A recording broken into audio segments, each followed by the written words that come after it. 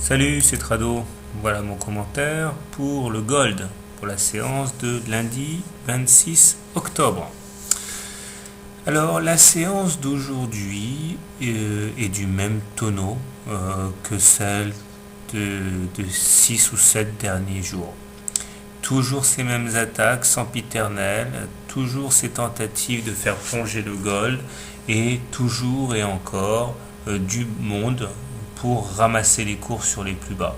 En fait, c'est un marché de swing trading. On évolue dans un range étroit, comme si la fin était connue d'avance. Mais par contre, on remarquera qu'aujourd'hui, et contrairement à ce qui s'est passé lors des dernières séances de cette nature, les plus hauts ont été vendus aussi.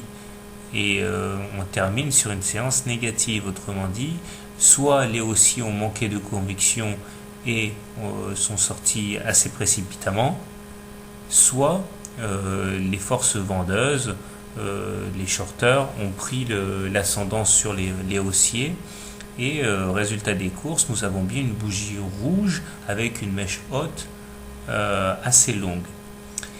Ce qui m'emmène à considérer les indicateurs techniques. Alors, comme je l'ai déjà dit hier, le stochastique et le MACD ont franchi à la baisse leur signal, et ça, c'est rarement bon.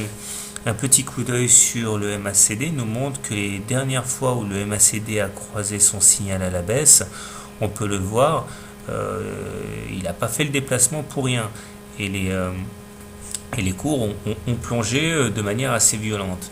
Alors, est-ce que cette fois-ci ce sera différent, ou est-ce que le proverbe, l'expression jamais 203 va encore se produire, se réaliser? Mais je pense qu'il y a quand même un peu de prudence à avoir avant de rentrer long. De manière plus générale, on est toujours confiné à l'intérieur de cette grande fourchette d'Andrews bleue sans que les intervenants n'arrivent à se départir. Moralité de l'histoire, que faire lundi?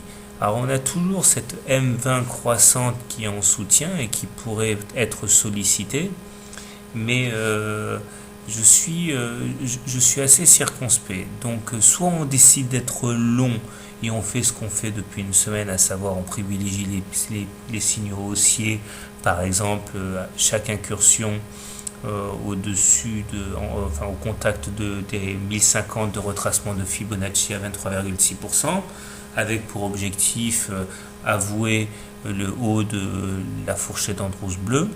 Soit on se met short en pensant que ces croisements de signaux par les indicateurs vont finir par payer, et dans ce cas en short on vise le bas du canal rose ou la médiane de la fourchette bleue avec un stop loss en cas de dépassement des plus hauts. Pour ma part, je crois que je vais m'abstenir parce que la situation est vraiment très ambiguë et je vais laisser se décanter la situation. Voilà, bon week-end et bon repos.